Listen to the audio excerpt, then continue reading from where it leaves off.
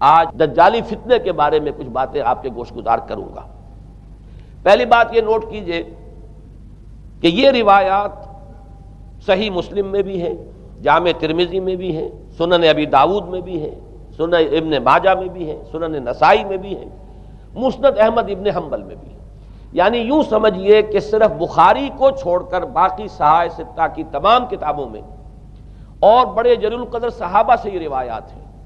حضرت عبداللہ ابن عباس رضی اللہ تعالی عنہما حبر الامہ،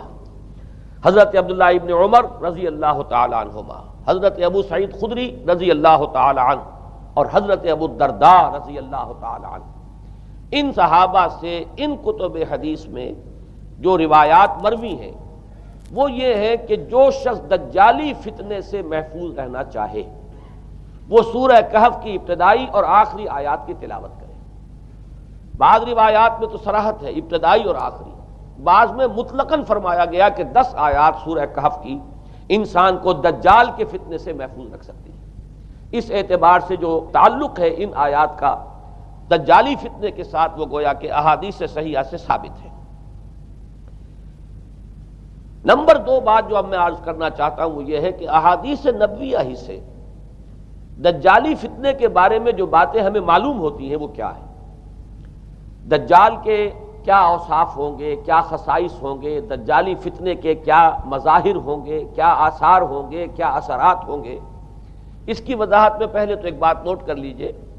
ایک ہے دجالی فتنہ، ایک ہے ایک شخص معین المسیح الدجال، ان دونوں میں فرق ہے۔ معلوم ایسا ہوتا ہے کہ ایک تو شخص ہوگا جس کا ظہور ہوگا، وہ شخص معین ہوگا، اور اگر احادیث کا تتبع کیا جائے تو معلوم ہوتا ہے کہ وہ یہود کا کوئی بہت بڑا لیڈر ہوگا،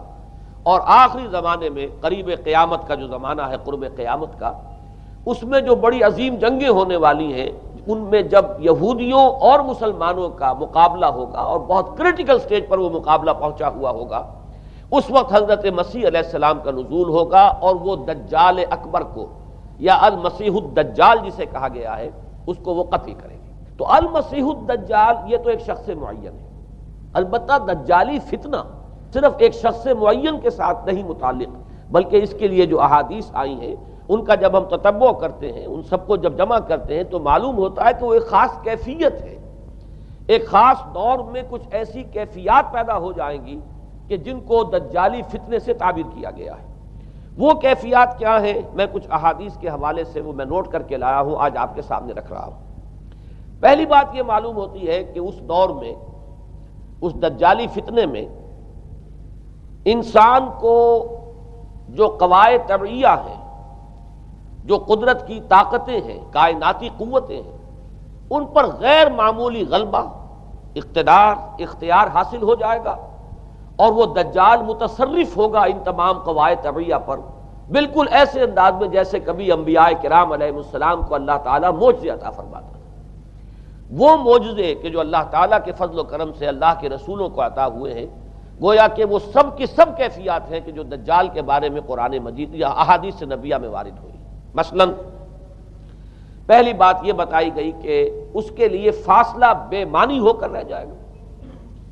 انتہائی تیز رفتاری ہوگی جو اسے حاصل ہوگی۔ چنانچہ الفاظ یہ ہے کالغیث استدبرت الریح، وہ ایک ایسے طوفان کے مانند جو ہے وہ سیلاب آئے گا کہ جیسے کوئی بہت زوردار آندھی جو ہے اس کے ساتھ طوفان آیا کرتا ہے۔ آپ سائیکلون کا تصور کیجئے کہ جس طریقے سے وہ ایک انتہائی تیز رفتار ہوا جو ہے وہ طوفان کو لے کر آتی ہے، اس طور سے وہ فتنہ پھیلے گا۔ ایک اور حدیث میں الفاظ ہیں فلا تدع قریۃ الا حبطتها فی 40 لیلہ، یہ مسلم شریف کی روایت ہے حضرت نواس ابن سمعان رضی اللہ تعالی عنہ سے۔ کوئی قریہ تک نہیں چھوڑے گا دنیا کی کوئی آبادی چھوٹی سے چھوٹی جس میں وہ نہیں پہنچ جائے گا 40 دن کے اندر اندر۔ یہ اس کی تیز رفتاری کا عالم ہوگا، گویا کہ میں تعبیر کر رہا ہوں اسے ان الفاظ سے کہ فاصلہ بے معنی ہو کر رہ جائے گا۔ اسی کے ضمن میں بعض اور روایات آئی ہیں۔ سواری جو ہے اس دجال کی اس کو گدھے سے تعبیر کیا گیا ہے، اس لیے کہ ظاہر بات ہے اس دور میں اور کسی شے کا اگر تذکرہ کیا جاتا ہوائی جہاز کا یا راکٹس کا تو وہ تو لوگوں کی سمجھ میں نہ آتا، اور پہلے انہیں ساری سائنس پڑھانی پڑتی تب وہ الفاظ استعمال کرتے، لہذا وہ اس کا خچر، اس کا جس پر سواری ہوتی ہے۔ لیکن اس کی تیز رفتاری کے لیے الفاظ آئے ہیں کہ اس کا ایک قدم اگر مکے میں ہوگا تو دوسرا قدم شام میں جا کر پڑے گا،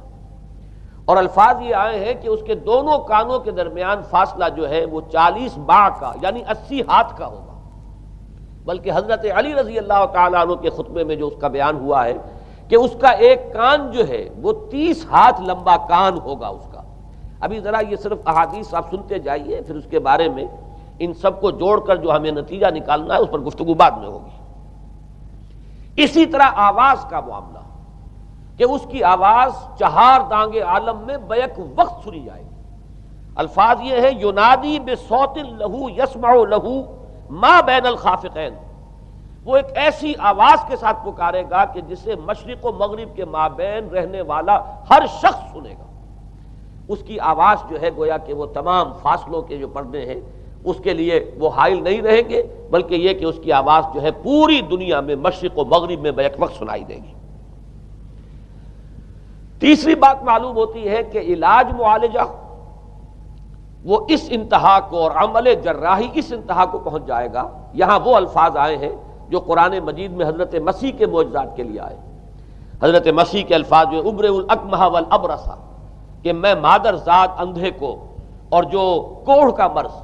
تو ان دونوں کو میں ٹھیک کر دیتا ہوں۔ حضرت مسیح علیہ السلام صرف ہاتھ پھیرتے تھے اور مادر ذات جو نابینا ہے، اندھا، بینائی اس کی آ جاتی تھی، اور کوڑھی جو ہے اس کے جسم پر ہاتھ پھیرتے تھے، اس کا کوڑھ درست ہو جاتا تھا۔ ابرئ الاکمہ والابرص، وہی الفاظ آئے حدیث میں کہ دجال کو یہ قدرت حاصل ہو جائے گی۔ نمبر 2 یہ کہ وہ یحیی الموتیٰ، جیسے کہ حضرت مسیح کے الفاظ ہیں وہ احیی الموتیٰ، میں زندہ کرتا ہوں مردے کو۔ حضرت مسیح فرماتے تھے ایک مردے کو قم باذن اللہ، اور وہ کھڑا ہو جاتا تھا۔ بالکل اسی طریقے سے دجال کو بھی قدرت حاصل ہو جائے گی کہ وہ مردوں کو زندہ کرے گا۔ مزید وضاحت ایک حدیث میں یہ ہے کہ وہ ایک شخص کو آری کے ساتھ بیچ میں سے چیرے گا، 2 ٹکڑے کر دے گا، پھر سیدھے گا اور زندہ کر دے گا۔ معلوم یہ ہوا کہ علاج معالجے کا علم اور دوسرے یہ کہ جراحی کا علم جو ہے وہ اپنی ان بلندیوں کو پہنچے گا کہ اس حد تک انسان کی رسائی ہو جائے گی۔ چوتھی بات، اس کو زمین اور فضا پر اس قدر غلبہ حاصل ہو جائے گا۔ الفاظ یہ حدیث کے یامر السماء فتمطر، وہ آسمان کو حکم دے گا بارش برسا اور وہ بارش برسائے گا۔ والارض فتنبت، اور زمین کو حکم دے گا کہ فصلیں اگا اور وہ اگائے گی۔ وَيَمُرُّ بِالْخَرْبَةِ فَيَقُولُ لَهَا اُخْرُجِي كُنُوزَكَ، اور وہ کسی ویرانے پر سے گزرے گا، اسے حکم دے گا، ویران چٹیل میدان، اور حکم دے گا کہ اپنے خزانے نکال، اور فرمایا اس کا نتیجہ یہ نکلے گا فَتَتَّبِعُهُ كُنُوزُهَا، تو اس زمین کے جو خزانے ہیں وہ نکل کے اس کے ساتھ چلنے شروع ہو جائیں گے۔ زمین پر قدرت، فضا پر قدرت، بارش کا حکم ہوگا وہ بارش ہو جائے گی، آسمان بارش برسائے گا، زمین اپنے خزانے اگل دے گی۔ 5ویں بات، وَيُبْعَثُ مَعَهُ الشَّيَاطِينُ عَلَى صُورَةِ مَن مَاتَ، اس کے ساتھ کچھ ایسے شیاطین مبعوث ہوں گے کہ جو ان صورتوں کو اختیار کریں گے ان لوگوں کی جو مر چکے، من الآباء والأمہات والمعارف، جو آباء و اجداد اور مائیں اور دادیاں اور جو بھی جان پہچان والے لوگ ہیں جو فوت ہو چکے ہوں گے، وہ ان کی صورت اختیار کریں گے۔ فَتَأْتِيَ أَحَدَهُمْ فَيَقُولُ أَلَسْتُ فُلَانًا الست تعرفونی، پھر وہ آئے گا اور وہ شیاطین آئیں گے اور انسان سے کسی سے بات کریں گے، کیا تم مجھے نہیں پہچانتے؟ کیا میں تمہارا فلاں رشتہ دار نہیں ہوں؟ اپنی نشانیاں بیان کریں گے اور لوگ پہچانیں گے۔ یہ وہ احادیث ہیں کہ جن کا جو نتیجہ نکلتا ہے اب اس کو پہچان لیجئے۔ وہ نتیجہ یہ ہے کہ حضور صلی اللہ علیہ وسلم نے دجالی فتنے کے جو اوصاف بیان کیے یا جو علامات بیان کی، ان کا حاصل یہ ہے کہ سائنس اور ٹیکنالوجی کی وہ بلندیاں انسان کو حاصل ہو جائیں گی کہ جو چیزیں کبھی رسولوں کے معجزوں سے ظہور پذیر ہوتی تھیں وہ قوانین طبیعہ پر تصرف کے باعث خود انسان کرنے لگے گا۔ یہ ہے در حقیقت حاصل۔ چنانچہ آج آپ دیکھیے وہ جو اس کا گدھا ہے وہ ہمارے آج کل کے ہوائی جہاز ہے، اور آپ کو معلوم ہے کہ یہ رڈار جو ہیں ان کے ہوائی جہازوں کے، یہ بالکل اینڈز پر ہوتے ہیں ان کے بازوؤں پر، اور یہی ان کے کان ہیں، انہی سے انہیں وہ معلومات حاصل ہوتی ہیں۔ خود ان کی لمبائی چوڑائی جو ہے وہ کتنی ہے، اور پھر یہ کہ ان کے درمیان فصل جو ہے وہ 80 ہاتھ کا یا 40 باع کا وہ موجود ہے، اور جہاز کی ایک اڑان اب تو کہیں بات پہنچ گئی کہ آپ کو معلوم ہے کہ پوری دنیا کے گرد بھی ایک جہاز جو ہے وہ چکر لگا لیتا ہے چند گھنٹوں کے اندر، لیکن یہ ہے کہ عام جو رفتار ہے اس میں بھی ایک پڑاؤ سے دوسرے پڑاؤ تک، ایک جگہ سے جس کو ہاپ کرنا کہتے ہیں، یہ بھی کم سے کم 500-700 میل کا عام طور پر سفر جو ہے وہ جہاز طے کر رہا ہے۔ اسی طریقے سے ہماری جو سائنس کی، خاص طور پر جو طبی سائنس ہے، اب اس میں جس طریقے سے کہ زندہ رکھا جاتا ہے انسانوں کو، اور وہ ویجیٹیبل چاہے کہا گیا ہے ان کو ہیومن ویجیٹیبلز، لیکن یہ کہ دل کی دھڑکن بھی چلائے جا رہے ہیں، خوراک بھی پہنچا رہے ہیں، آدمی جو ہے وہ زندہ سال ہر سال تک زندہ پڑا رہتا ہے۔ اور یہ کہ سرجری بعض جانوروں پر تو یہ بات ہو چکی ہے کہ کاٹے گئے ہیں اور پھر ان کو سی دیا گیا ہے، جوڑ دیا گیا ہے، یہ تمام جو بھی معجزے ہیں اس وقت سائنس دکھا رہی ہے۔ اسی طرح اگر یہ معجزہ دیکھنا ہو کہ زمین لق و دق زمین، جہاں کہیں کوئی آثار نہیں تھے کسی ایک پتے تک کے اگنے کے، اگر وہاں لہلہاتے ہوئے آپ کو چمن دیکھنے ہو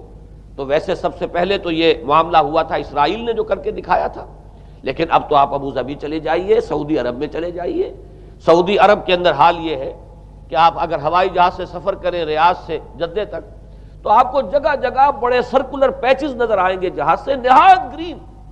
اور اس کے اندر جو ہے آرٹیفیشل اریگیشن کے ذریعے سے اور بہت عمدہ وہاں کاشت ہو رہی ہے، اور بہت خوبصورت فارمز جو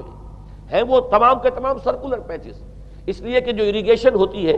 وہ ان ویلز کے ذریعے سے ہوتی ہے کہ جو ایک سرکل میں چلتے ہیں اور پانی کی وہ آرٹیفیشل بارش جو ہے وہ ہوتی رہتی ہے۔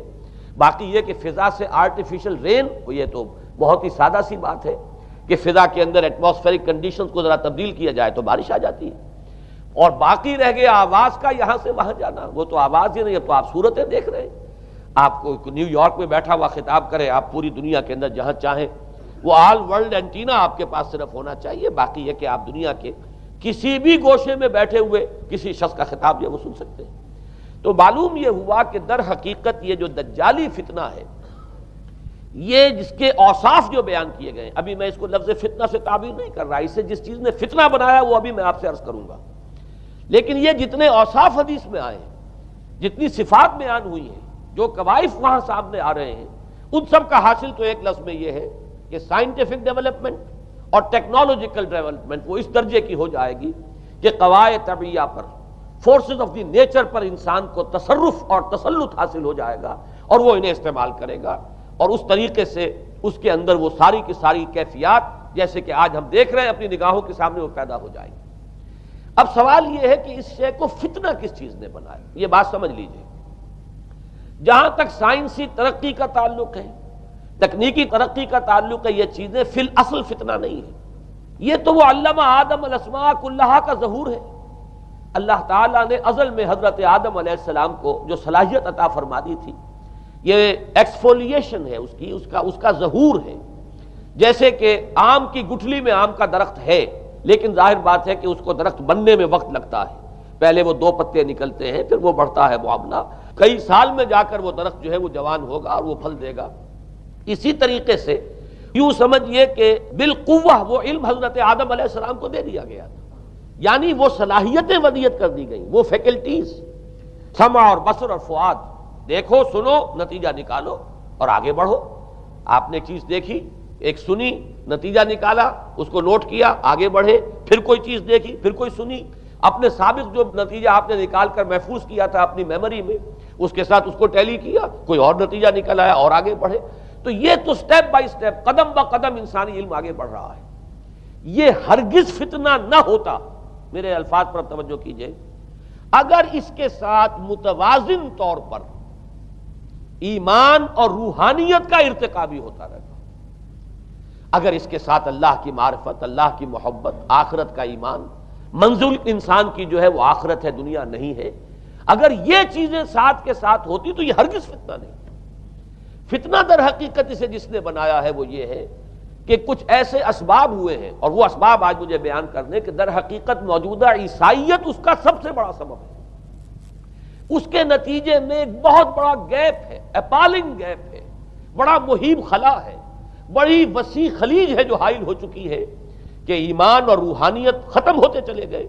اور یہ ٹیکنیکل اور سائنٹیفک ڈیولپمنٹ بڑھتی چلی گئی۔ ان دونوں کے درمیان جو مہیب خلا پیدا ہوا ہے اس نے اسے فتنہ بنا دیا ہے، اور عظیم ترین فتنہ بنا دیا ہے۔ ورنہ اگر اس کے ساتھ ہی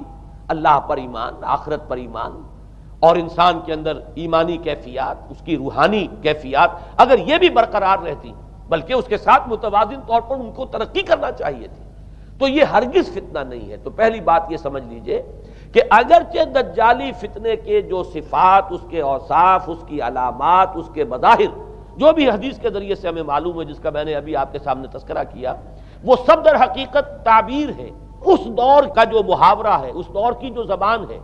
اس دور میں جن الفاظ سے گفتگو کی جا سکتی تھی، اس دور کے ایڈیم میں آج کی جو سائنٹیفک اور ٹیکنالوجیکل ترقی ہے، گویا کہ اس کی تعبیر کی گئی ہے کہ وہ دجالی فتنہ ہوگا۔ لیکن اس شے کو فتنہ بنانے والی شے در حقیقت یہ ہے کہ ایک بہت بڑی خلیج حائل ہو چکی ہے ایمان اور روحانیت، اور دوسری طرف سائنٹیفک اور ٹیکنالوجیکل ڈیولپمنٹ میں ان دونوں کے درمیان اتنا بعد اور فصل پیدا ہو گیا ہے کہ جس کی وجہ سے اس نے فتنے کی شکل اختیار کی۔ اس کا سبب کیا ہے، آج ہمیں اس پر غور کرنا ہے۔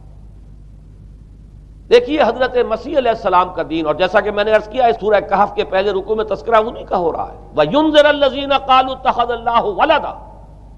مَا لَهُم بِهِ مِنْ عِلْمٍ وَلَا لِآبَائِهِمْ كَبُرَتْ كَلِمَةً تَخْرُجُ مِنْ أَفْوَاهِهِمْ يَقُولُونَ إِلَّا كَذِبًا فَلَعَلَّكَ بَاخِعٌ نَفْسَكَ عَلَىٰ آثَارِهِمْ إِن لَّمْ يُؤْمِنُوا بِهَٰذَا الْحَدِيثِ أَسَفًا۔ ان آیات کا پہلے ترجمہ آپ سن لیجئے،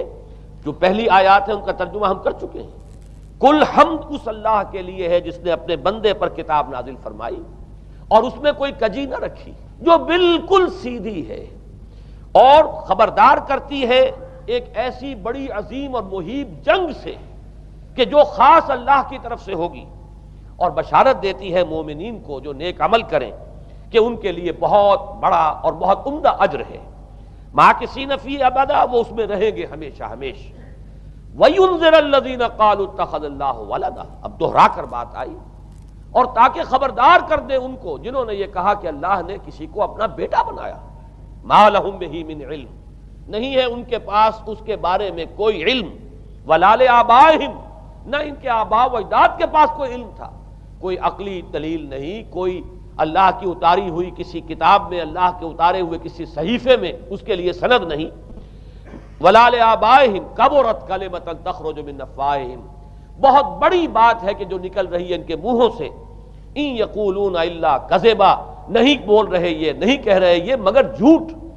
فَلَعَلَّكَ بَاخِعٌ نَفْسَكَ عَلَىٰ آثَارِهِمْ، تو اے نبی صلی اللہ علیہ وسلم شاید کہ آپ اپنے آپ کو ہلاک کر لیں گے ان کے آثار پر۔ یہ آثار کے لفظ کو میں ابھی جو کا تو رکھ رہا ہوں، بعد میں اس کی وضاحت کروں گا۔ ان لم یؤمنوا بهذا الحدیث اسفا، اگر یہ لوگ ایمان نہ لائے اس حدیث پر، یہ حدیث قرآن، اس پر اگر یہ ایمان نہ لائے، جیسے کہ وہاں فرمایا گیا تھا اگر رحمت خداوندی میں داخل ہونا ہے اے بنی اسرائیل تو یہ شاہدرہ ہے رحمت خداوندی کا قرآن حکیم، آؤ اور داخل ہو جاؤ۔ یہاں پر ان عیسائیوں کو متنبہ کیا جا رہا ہے اگر وہ اس حدیث پر، یہ حدیث اللہ، اللہ کی کتاب،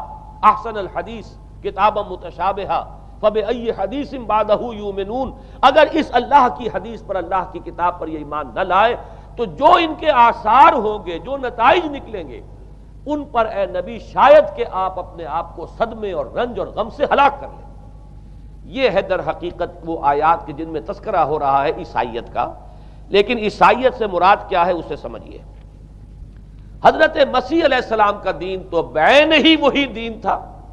جو دین آدم سے لے کر محمد تک صلی اللہ علیہ وسلم وعلیہم الصلاۃ والسلام جتنے انبیاء آئے ہیں ان کے دین میں کوئی فرق نہیں تھا۔ دین توحید، وہی ایمان،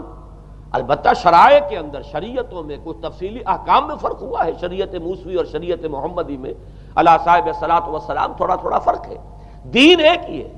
شرع لکم من الدین ما وصی بہ نوحا والذی اوحینا الیک وما وصینا بہ ابراہیم وموسیٰ وعیسیٰ،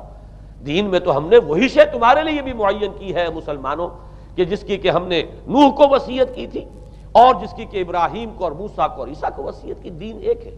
ان الدین عند اللہ الاسلام، تو دین مسیحی بھی وہی تھا بعین ہی جو دین محمدی ہے اور دین موسوی ہے صلی اللہ علیہ وسلم علیہ الصلاۃ والسلام۔ البتہ حادثہ جو نہایت عظیم پیش آیا ہے اور وہ یہ ہے کہ پال، ساؤل اس کا نام تھا پہلے، جس نے کہ اپنی زندگی میں حضرت مسیح علیہ السلام جب تک موجود تھے دنیا میں شدید انہیں تکلیفیں پہنچائیں، شدید ایذائیں پہنچائیں، ان کی مخالفت پر کمر بستہ رہا، لیکن اس کے بعد جب انہیں اٹھا لیا گیا یا عیسائیوں کے عقیدے کے مطابق وہ سولی دیے گئے، اور اس کے بعد ان کا عقیدہ بھی یہ ہے کہ سولی پانے کے بعد پھر وہ زندہ ہو کر آسمان پر چلے گئے، جبکہ ہم یہ سمجھتے ہیں اور ہمارا ایمان ہے کہ انہیں سولی دی نہیں گئی، بلکہ انہیں تو پہلے ہی اٹھا لیا گیا تھا، ان کی جگہ کوئی اور ہے۔ انجیل برنباس نے یہ بات بالکل واضح کر دی کہ در حقیقت وہی حواریین میں سے جس نے کہ غداری کی تھی اور پکڑوایا تھا، مخبری کی تھی، وہی ہے جس کی شکل بنا دی گئی تھی حضرت مسیح علیہ السلام کے جیسی مانند، اور وہ شخص ہے کہ جو سولی چڑھا ہے۔ بہرحال عیسائیت اس وقت کی جو اس کا عقیدہ ہے اور جو ہمارا عقیدہ اور ایمان ہے، ان دونوں کی روح سے حضرت مسیح علیہ السلام آسمان پر اٹھا لیے گئے۔ اس کے بعد اس نے دین مسیحی میں نقب لگانے کے لیے، جو دین مسیح اصل دین اسلام تھا، اس کو کرپٹ کرنے کے لیے، ڈسرپٹ کرنے کے لیے، اس میں نقب لگانے کے لیے اس نے اپنے ایک مکاشفے کا ذکر کیا کہ میں آ رہا تھا سفر میں کہ مجھے حضرت مسیح نظر آئے ہیں آسمانوں میں، اور انہوں نے مجھے کہا ہے کہ اے ساؤل تو مجھے کیوں ستاتا ہے، اور تو اب فلاں جگہ جا اور میرے نام سے نبوت کر۔ اس کے بعد اس نے لبادہ اوڑھا عیسائیت کا، اور اس نے آ کر جس طرح عبداللہ ابن سبا نے محمد الرسول اللہ صلی اللہ علیہ وسلم کے دین میں نقب لگائی، اسی طریقے سے اس شخص نے دین مسیحی میں نقب لگائی۔ فرق یہ ہے کہ دین محمدی صلی اللہ علیہ وسلم، چونکہ یہ آخری دین تھا، اب کوئی اور رسول آنے والا نہیں تھا، اللہ تعالیٰ کی طرف سے اس دین کو، اس شریعت کو ایک پروٹیکشن حاصل ہے، لہذا ایک جزو کی حد تک گمراہی جو ہے پھیل سکی، کل پر محیط نہیں ہوئی۔ لیکن بدقسمتی سے دین مسیحی کے بارے میں یہ ہوا کہ کچھ عرصے تک تو کشمکش رہی ہے، اصل دین مسیحی پر بھی جو کاربند لوگ تھے اور جو اس کے اوپر مستقیم رہے وہ قائم کچھ عرصے تک رہے ہیں، لیکن ہوتے ہوتے تقریباً اس دور تک آ کر جب کہ حضور کی بعثت ہوئی ہے، اصل دین مسیحی کے ماننے والے تقریباً ختم ہو چکے تھے، شاذ لوگ رہ گئے تھے، اور ان میں بھی یہ جرت نہیں تھی کہ اپنے اصل دین کا وہ اظہار کر سکے،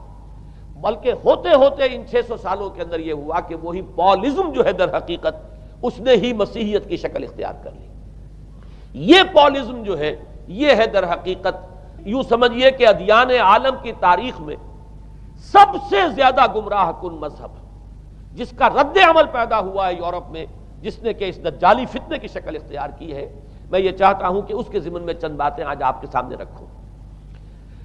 پال نے جو دین مسیحی میں یا دین اسلام میں جو صحیح دین ہے اللہ کا، اس میں 3 تبدیلیاں بنیادی کی۔ سب سے پہلا تو وہی جو قرآن کہہ رہا ہے الذین قالوا اتخذ اللہ ولدا، مسیح کو، حضرت مسیح علی نبینا علیہ الصلوۃ والسلام، انہیں خدا کا بیٹا قرار دیا گیا۔ اور اس میں بھی نوٹ کیجئے بیٹے کے لیے عربی زبان میں 2 لفظ ہیں، ابن اور ولد۔ ابن کا لفظ ذو معنیین ہے، 2 معنی ہیں اس کے، ابن بیٹے کو بھی کہتے ہیں، اور ابن کا کوئی معنوی تعلق بھی ہو سکتا ہے، صرف بیٹا نہیں۔ ابن السبیل مسافر کو کہتے ہیں، راستے کا بیٹا، یعنی چونکہ راستے کے ساتھ اس کا ایک تعلق ہے، راستہ چل رہا ہے، وہ تو ابن السبیل ہے۔ ابن الوقت، وقت کا بیٹا، وہ وقت کا بیٹا اس معنی میں نہیں ہے، بلکہ یہ ہے کہ جو ہر وقت جو ہے حالات کے مطابق گرگٹ کی طرح اپنا رنگ بدلتا چلا جائے، چلو تم ادھر کو ہوا ہو جدھر کی، وہ ابن الوقت ہے۔ تو ابن الوقت اسی طریقے سے جو میں نے دوسری مثال دی ہے، ان کو اگر آپ سامنے رکھیں گے تو معلوم یہ ہوا کہ ابن کے تو دونوں معنی ہو سکتے ہیں، لیکن ولد یہ بالکل مخصوص ہے اولاد کے معنی میں۔ ولد یہ تو گویا کہ صلبی اولاد، اور عیسائیت وہ ہے مذہب کہ جس نے کہ بدترین شرک کی صورت اختیار کی ہے، اور ان کے ہاں عقیدے میں یہ الفاظ ہیں کہ مسیح اللہ کا، خدا کا صلبی بیٹا ہے، تاکہ کوئی شک نہ رہ جائے کہ کوئی اور نسبت ہے جسے ابن سے تعبیر کیا گیا، کوئی اور تعلق ہے جس کے لیے یہ لفظ اختیار کیا گیا، صلبی کا لفظ استعمال کیا گیا ہے کہ یہ خدا کا صلبی بیٹا ہے۔ اور یوں سمجھیے اب اس کا جو نتیجہ نکلا کہ بیٹا اگر کسی کا ہے تو ظاہر بات ہے کہ وہ ہم جنس ہے، ہم نوع ہے اپنے باپ کا۔ انسان کا بیٹا انسان ہوگا، سید زادہ جو ہے سید کا بیٹا سید ہوگا، مغل کا بیٹا مغل ہوگا، گھوڑے کا بیٹا گھوڑا ہوگا، گدھے کا بیٹا گدھا ہوگا۔ معلوم یہ ہوا کہ بعین ہی جو کچھ باپ ہوتا ہے وہی بیٹا ہوتا ہے۔ لہذا اس لفظ نے در حقیقت شرک کی بدترین صورت اختیار کی کہ بالکل اللہ کے برابر، اللہ کا ہم نوع، گویا کہ بدترین شرک جو ہے شرک فی الذات ہے، اور شرک فی الذات کی بدترین صورت یہ ہے کہ جو عیسائیت میں آئی ہے کہ حضرت مسیح علیہ السلام کو اللہ کا صلبی بیٹا قرار دیا گیا۔ اب اس کے نتیجے میں چونکہ ظاہر بات ہے کہ آخر بائبل بھی موجود تھی، اس بائبل کو ایک دم کیسے ختم کر دیتا سینٹ پال کہیں یا بہرحال میں تو لفظ سینٹ اس کے ساتھ استعمال نہیں کرنا چاہتا، لیکن چونکہ ہمیں یہ ہدایت ہے قرآن مجید کی بھی کہ جو باطل معبود بنا لیے جاتے ہیں انہیں بھی ہم کوئی ان کے لیے توہین والے الفاظ استعمال نہ کریں،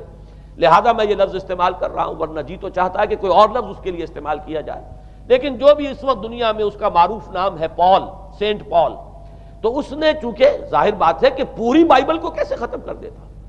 ایک دم تورات کو کیسے ختم کر دیتا، تورات تو آج تک چلی آ رہی ہے بائبل کے ساتھ ملی ہوئی، the old testament the new testament, یہ دونوں مل کر بائبل بنتی ہیں، لہذا اب گورکھ دھندا بنانا پڑا انہیں، وہ تسلیس والا گورکھ دھندا، 3 میں 1 1 میں 3، توحید بھی ہے تسلیس بھی ہے، 3 میں 1 1 میں 3، اور یہ وہ شے ہے کہ جس نے عقیدے کا تعلق عقل سے منقطع کر دیا، اس سے سمجھ میں آنے والی بات ہے، 3 میں 1 1 میں 3 ایک گورکھ دھندا ہے۔ نتیجہ انہوں نے یہ نکالا کہ ڈوگما در حقیقت اس کا عقل سے کوئی تعلق نہیں، ڈوگما بس عقیدہ ہے، اور اس عقیدے ہی کے اوپر سارے دین کی بنیاد ہے، باقی وہ عقل میں آئے نہ آئے، عقل کے لیے قابل قبول ہو یا نہ ہو، یہ بات اچھی طرح سمجھ لیجئے کہ اگرچہ ہمارے ہاں بھی ہم بھی یہ بات کہتے ہیں کہ بہت سے حقائق جو ہے کائنات کے وہ ایسے ہیں کہ جن تک عقل کی رسائی نہیں ہے اس کے لیے ہم مجبور ہیں، محتاج ہیں وحی کی ہدایت کے، لیکن 2 چیزوں میں فرق کیجئے، ایک ہے عقل سے ماورا ہونا اور ایک ہے عقل کے خلاف ہونا، ان دونوں چیزوں میں زمین و آسمان کا فرق ہے۔ ایک وہ حقائق ہے کہ جو عقل از خود ان تک رسائی حاصل نہیں کر سکتی، لیکن جب وہ سامنے آتے ہیں تو عقل تسلیم کرتی ہے کہ ہاں یہ بات سمجھ میں آتی ہے۔ ایک وہ چیزیں ہیں کہ جن کو عقل تسلیم نہیں کرتی، تو ایک ہے مخالف عقل، ایک ہے ورائے عقل، ان دونوں میں زمین و آسمان کا فرق ہے۔ ہمارے دین میں تو عقل کو اپیل کیا گیا ہے، لعلکم تعقلون، لعلہم یعقلون، اولو الالباب الذین یعقلون۔ اب ظاہر بات ہے کہ عقل کو ہاتھو برہانکم ان کنتم صادقین، لاؤ دلیل اپنی، تو دلیل سے عقل سے اپیل کی گئی ہے۔ اور اس میں وہ رشتہ جو میں نے کئی مرتبہ بیان کیا علامہ اقبال کے اشعار کے حوالے سے کہ عقل گو آستاں سے دور نہیں،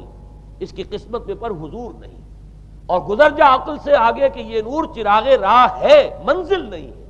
منزل تک تو عقل نہیں پہنچائے گی لیکن راستہ تو دکھاتی ہے، اور جب کہ وحی کی روشنی سامنے آتی ہے تو عقل اس کی تصدیق کرتی ہے۔ یہ ہے ہمارا موقف اور یہ ہے عقلی معقول موقف۔ لیکن عیسائیت نے، بلکہ کہنا چاہیے پالزم نے، مجھے یہاں پر لفظ عیسائیت اب استعمال کرنا نہیں چاہیے اس لیے کہ حضرت عیسیٰ سے اب اس کی نسبت نہیں رہی، حضرت عیسیٰ سے اس کی نسبت جو ہے یہ مس نومر ہے، یہ غلط نام ہے۔ دی 100 کا مصنف جو ہے ڈاکٹر مائیکل ہارٹ، اس نے یہ بہت بڑی بات کہی، اس نے کہا در حقیقت موجودہ جو عیسائیت ہے اسے پالزم کہنا چاہیے، یہ پالزم ہے، کرسچینٹی نہیں ہے، اس لیے کہ در حقیقت حضرت مسیح علیہ السلام کی تعلیم جب تک وہ دنیا میں تھے وہ یہ نہیں تھی کہ جو پال نے دی، البتہ اس نے پال کو بہت بڑا شخص مانا، اس میں کوئی شک نہیں، اس لیے کہ اس نے تاریخ کے ایک دھارے کا جو ہے وہ رخ موڑ دیا ہے، اللہ تعالیٰ کے صحیح دین کو گویا کہ قلع قمع کر کے ایک نیا دین اس طریقے سے پھیلایا ہے کہ آج بھی شاید دنیا میں کثیر ترین تعداد عیسائیت ہی کے نام لیواؤں کی ہے، واللہ عالم، یا شاید گوتم بدھ کے ماننے والوں کی ہے، بہرحال یہ کہ بہت بڑی تعداد میں آج حضرت مسیح علیہ السلام کی طرف جو منسوب ہے غلط طور پر دین، اس کے نام لیوا دنیا میں ہے۔ اس اعتبار سے وہ یقیناً اس کا تو حق رکھتا ہے کہ اس کا نام بھی اس کتاب میں آئے کہ جس نے تاریخ کے اوپر اثرات اپنے پیدا کیے، اور حضرت مسیح علیہ السلام جب تک دنیا میں تھے عیسائیت کی حقیقت بنی اسرائیل یا یہودیت کے ایک فرقے سے زیادہ نہیں تھی، ڈیٹیچ نہیں ہوا تھا یہ دین حضرت موسیٰ علیہ السلام کے دین سے، لیکن یہ کہ پال نے اسے بالکل ایک مستقل بذات ایک جدا گانا دین کی شکل دے دی ہے، تو یہ پالزم ہے۔ پالزم نے در حقیقت سب سے پہلا کام یہ کیا کہ عقل سے بالکل تعلق منقطع کر دیا، عقیدہ ڈوگما جو ہے وہ خلاف عقل، جو بات عقل میں آئے نہ آئے بس ماننی ہے۔ تو پہلی تو یوں سمجھیے کہ نقب جو لگی ہے دین کے اندر وہ اس تسلیس کے حوالے سے، اور تسلیس کا گورکھ دھندا خلاف عقل، لہذا ڈوگما کی جو کا لفظ جو استعمال ہوا ہے کہ بس اس کو تو ہم مانیں گے چاہے وہ عقل کے لیے قابل قبول ہو چاہے نہ ہو۔ دوسرا اس سے بھی زیادہ آپ دیکھیے ایک سے ایک بڑھ کر اینٹ رکھی جا رہی ہے، خشت اول چونے حد میں مار کج تاثریہ میرود دیوار کج۔ دوسرا کفارے کا عقیدہ جو مبنی ہے صلیب کے عقیدے پر، مسیح نے انتہائی ذلت کی موت، یعنی صلیب کی موت جو ہے وہ خود کہتے ہیں کہ انتہائی ذلت کی موت ہے۔ یہ ذلت کی موت کا پیالہ اس لیے پیا تاکہ اس کے ماننے والوں کی طرف سے کفارہ ادا ہو جائے۔ مسیح کفارہ ادا کر چکا ہے، اب جو شخص بھی مسیح کو مان لے گا اس کی گویا کہ نجات ہو گئی، اس کا عمل سے کوئی تعلق نہیں۔ عمل ہو نہ ہو، بد کردار ہو، اچھا کردار والا ہو، نیک ہو، بھلا ہو، جیسا بھی ہو، برا ہو، بدماش ہو، لچا ہو، لفنگا ہو، مسیح کو مان لے، صرف ماننے پر، اس لیے کہ مسیح تو اس کی طرف سے کفارہ پیش کر چکا۔ سارے گناہوں کا کفارہ جو ہے مسیح نے انتہائی ذلت آمیز موت جو ہے قبول کر کے گویا کہ اپنے ماننے والوں کے تمام گناہوں کا کفارہ دے دیا ہے۔ یہ دوسرا عقیدہ۔ اس کا نتیجہ کیا نکلا؟ تثلیث نے عقل سے تعلق توڑ دیا تھا مذہب کا، اس نے عمل سے تعلق توڑ دیا۔ ڈوگما ہی ڈوگما ہے، نہ عقل سے کوئی تعلق نہ عمل سے کوئی تعلق، کوئی تعلق نہیں رہا۔ دین کی جڑیں جو ہیں دونوں اعتبار سے، دین تو نام ان دو چیزوں کا، الا الذین آمنوا وعملوا الصالحات، دونوں کی گویا کہ جڑیں منہدم ہو گئیں، بنیادیں منہدم ہو گئیں، جڑیں کاٹ دی گئیں کہ نہ اس کا تعلق عقل کے ساتھ ہے نہ عمل کے ساتھ ہے۔ تیسری بات آئی ہے، اس نے کہا شریعت منسوخ۔ یہ عجیب ہے، دیکھیے، جسے آئرنی آف فیٹ کہتے ہیں انگریزی زبان میں۔ ابھی تک بائبل کے اندر سینٹ میتھیو کے جو روایت ہے، متی کی انجیل جسے کہا جاتا ہے، gospel of the Lord according to Saint Matthew, اس میں جو سرمن آف دی ماؤنٹ ہے، ایک واعظ ہونے کے اعتبار سے واقعتاً میں اس کی عظمت کا بڑا قائل ہوں، عظیم ترین واعظ ہے دنیا کا۔ اس کے شروع میں یہ الفاظ موجود ہیں، don't think I have come to destroy law, ہرگز یہ نہ سمجھنا کہ میں شریعت کو ختم کرنے آیا ہوں۔ وہ یہ کہہ کر گئے تھے کہ شریعت موسوی تم پر لاگو رہے گی، عائد رہے گی، لیکن پال نے تیسرا نقب لگایا، شریعت ساقط کر دی۔ اس کی ضرورت کیوں محسوس ہوئی یہ بھی سمجھ لیجئے۔ حضرت مسیح یہ کہہ کر گئے تھے کہ میں صرف بنی اسرائیل کے لیے آیا ہوں، میں اسرائیل کے گھرانے کی کھوئی ہوئی بھیڑوں کی تلاش میں آیا ہوں۔ انجیل میں یہ الفاظ آج بھی موجود ہیں۔ حضرت مسیح نے اپنے حواریین کو جب بھیجا ہے کہ اب جاؤ تبلیغ کرو میری طرف سے، اس کی ہدایتوں میں ایک ہدایت یہ بھی ہے کہ تمہیں صرف اسرائیلیوں تک تبلیغ کرنی ہے، باہر نہیں، میں صرف اسرائیلیوں کی طرف رسول بنا کر بھیجا گیا ہوں۔ یہ الفاظ بھی موجود ہیں، اگرچہ اس وقت کے انجیل میں جو الفاظ ہیں وہ تو میں سمجھتا ہوں کہ حضرت مسیح علیہ السلام کے شایان شان نہیں ہے، وہاں کوئی نہ کوئی تحریف ہوئی ہے لفظی، اس لیے کہ وہاں تشبیہ یہ دی گئی ہے کہ کوئی اپنے بچے کے حصے کی روٹی جو ہے کتے کے آگے نہیں ڈالتا۔ گویا کہ جینٹائلز جو ہیں، غیر بنی اسرائیلی، انہیں اس جملے کی روح سے انہیں کتوں سے تشبیہ دی جا رہی ہے کہ میرے پاس میرے بچوں کے حصے کی روٹی ہے، میرے بچے ہیں اسرائیلی، میری روٹی جو ہے یہ جو میرے پاس ہے وہ اسرائیلیوں کے لیے ہے، کوئی اپنے بچوں کے حصے کی روٹی کتے کو نہیں کھلاتا۔ یہ جملہ تو میں سمجھتا ہوں حضرت مسیح کا نہیں ہو سکتا، لیکن یہ ہدایت کہ تمہیں تبلیغ صرف اسرائیلیوں میں کرنی ہے، یہ قرآن مجید کی روح سے ثابت ہے، اس لیے کہ قرآن بھی یہ کہتا ہے کہ رسولاً الی بنی اسرائیل، حضرت مسیح علیہ السلام رسول بنا کر بھیجے گئے تھے بنی اسرائیل کی طرف، اس لیے کہ وہ یوں سمجھیے کہ جسے ہمارے ہاں عام اصطلاحات میں علماء کہا کرتے ہیں تاج و تخت ختم نبوت، وہ تاج و تخت ختم نبوت تو ابھی منتظر تھا محمد الرسول اللہ صلی اللہ علیہ وسلم کی آمد کا، کہ وہی آئیں گے تو انہی کی بعثت ہوگی پوری نوع انسانی کی طرف۔ آپ سے پہلے کسی رسول کی بعثت پوری نوع انسانی کی طرف نہیں ہوئی بشمول حضرت مسیح علیہ السلام۔ ہر جو ہے رسول جو آیا ہے آپ سے پہلے اپنی اپنی قوموں کی طرف آیا ہے، لیکن اس پال نے کیا کیا؟ پہلے تو یہ اصول توڑا، ہم اس دین مسیحی کی یا جو پالزم ہے اس کی اب تبلیغ کریں گے غیر اسرائیلیوں میں بھی۔ وہاں انہیں دقت پیش آئی، شریعت موسوی بڑی بھاری شریعت ہے، اب وہ بھاری شریعت جو ہے اس کو قبول کرنا تو لوگوں کے لیے آسان نہیں ہے۔ انہوں نے یہ کیا کہ یہ شریعت تم پر ساقط، شریعت کا بوجھ تم پر نہیں، برڈن آف لا یہ تمہارے لیے نہیں ہے۔ اور میں یہاں مثال دے دینا چاہتا ہوں، بین ہی تاریخ نے اپنے آپ کو دہرایا ہے۔ عبداللہ ابن سبا نے جو فتنہ شروع کیا تھا ہمارے ہاں، ہماری تاریخ میں جو اس کے اثرات پھر پیدا ہوئے ہیں، ان میں سے ایک جو ہے وہ شکل وہ اسماعیلیت والی ہے،